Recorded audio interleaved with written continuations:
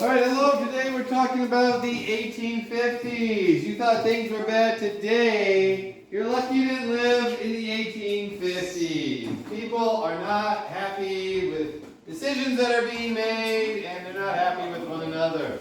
First off, let's go back last week to the Compromise of 1850. One of the details, one of the parts of the compromise was the Fugitive Slave Act of 1850. For decades, northern states have been passing laws to put obstacles in the way of slave catchers. So if your slave ran away, it was kind of difficult to get them back.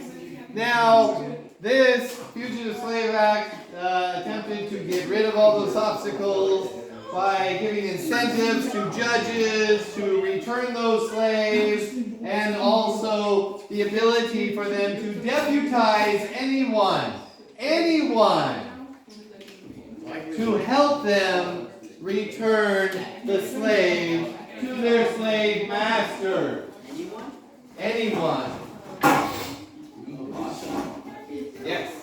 Now, you remember this guy, Stephen Douglas. He was the one who saved the Compromise of 1850 and also inserted a little bit of popular sovereignty. And he's still at it.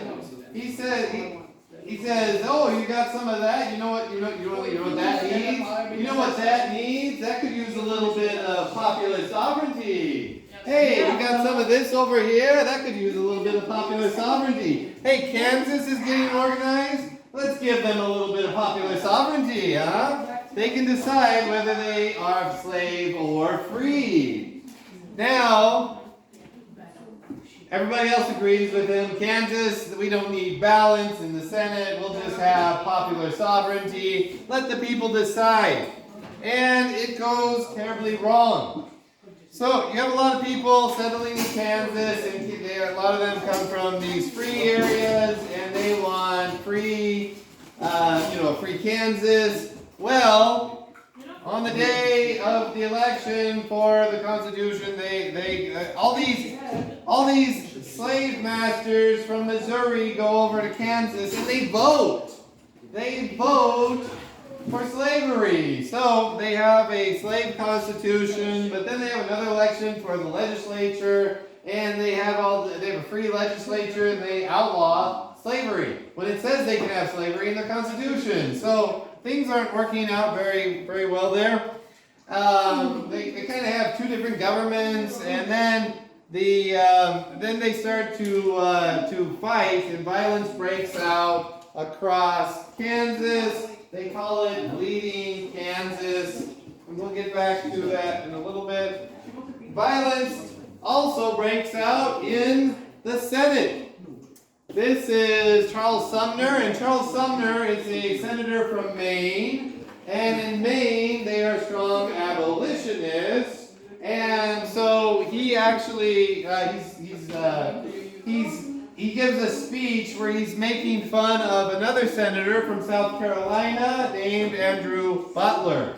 Andrew Butler is not there that day, but he's given a speech where he's talking about how Andrew Butler has this mistress who is slavery. She is slavery, that's his mistress, and he will do anything for this mistress. He loves her so much. And so he gives a speech. And over in the other chamber, in the House of Representatives, Congressman Preston Brooks, who is Andrew Butler's nephew, and decides that he has to uphold the family honor, goes across to the other chamber, and he takes his cane and beats Charles Sumner to a bloody pulp. He's beaten so bad, he has to go back to Maine to recover for 3 years. And so Charles Sumner is gone for 3 years. In his absence, they drape a black curtain over his desk. And it's kind of a monument to abolition, the ideals of abolition. And when he comes back, he's not so mouthy anymore, but he's got the scars that everybody knows. that he stands for his beliefs and he will take a beating for them. So he's kind of a living martyr, I guess you could say, of abolition. Now, also going on during this decade is Dred Scott v. Sanford. So Dred Scott is a slave to an army surgeon who's from Missouri. So it's okay to have slaves there. He has Dred Scott as a slave. He takes Dred Scott when he's stationed in other places. As an army surgeon, he goes to Illinois and he goes up to free territory. So when he goes back, the slave master dies. He gets a new slave master, and and Dred Scott is actually he decides that he is actually free because he went to free territory. And that is an actual thing at this time. It goes on in Missouri. If your slave master takes you across the river to Illinois, well, you're free then. You can sue in federal court. Well, they have 4 trials before, in a local court and then the federal court, goes up to the Supreme Court, and there's a 7-2 outcome saying, no, he's still a slave. Now, what happens here, you have 2 of the 7.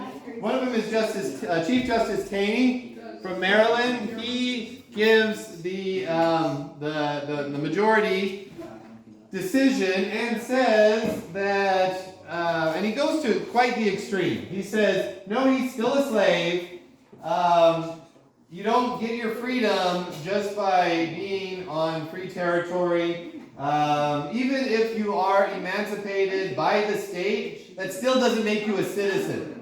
The federal government has to make you a citizen. Congress has to make you a citizen. And, oh, by the way, the Missouri Compromise in 1820, that was unconstitutional.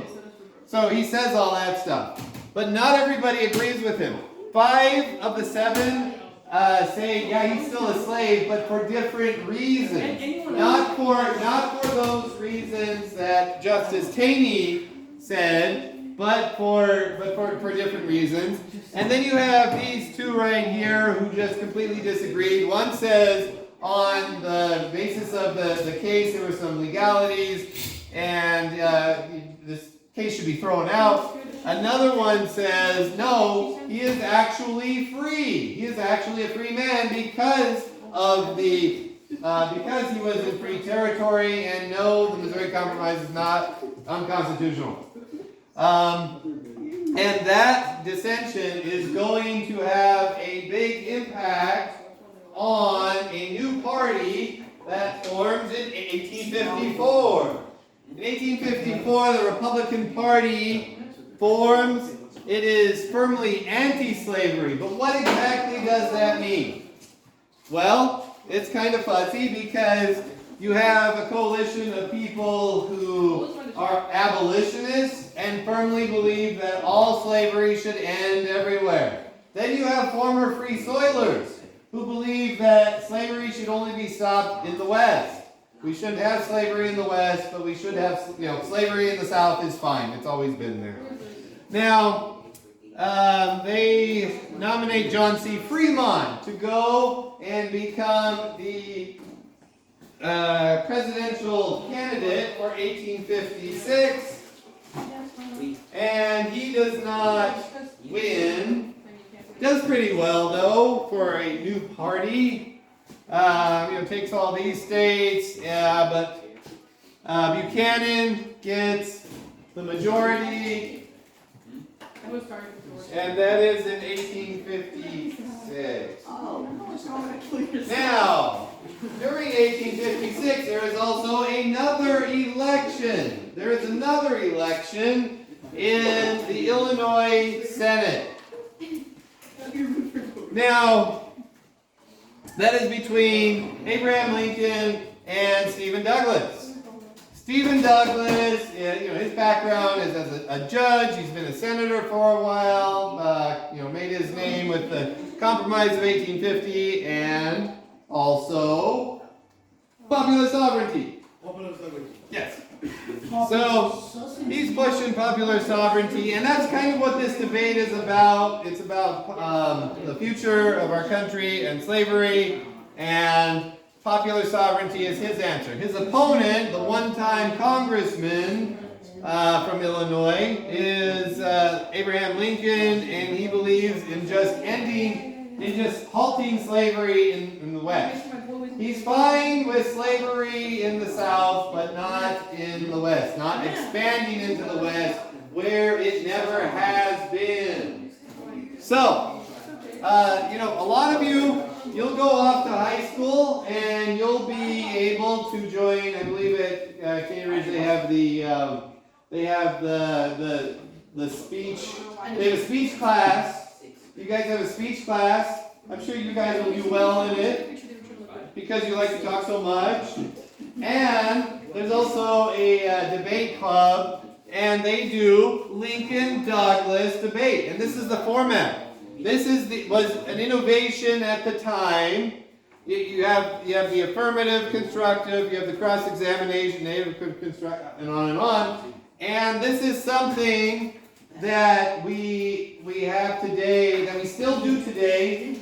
And we see it as something very refined and dignified. But back in the day, and if you read the transcripts, if you read the speeches, if you go on YouTube and watch the videos, not the videos of them, but like an audiobook, you can see that there was a lot of raucousness going on, a lot of people talking and shouting to the speaker, and the speaker responding to them. So that was something that we don't think about, but it was, this was still kind of the Wild West back in 1856. All right, next we go on to John Brown. Now, John Brown, during the 1850s, he went to Kansas, and he participated in the violence of bleeding Kansas.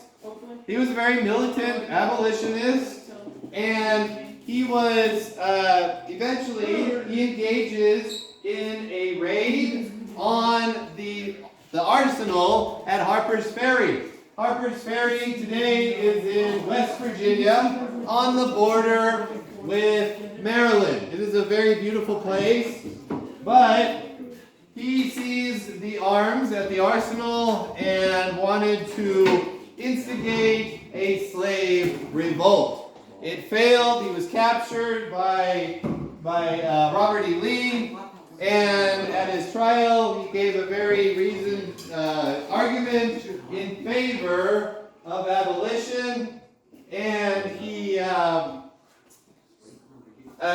but he was executed. Now in 1860, we have an election.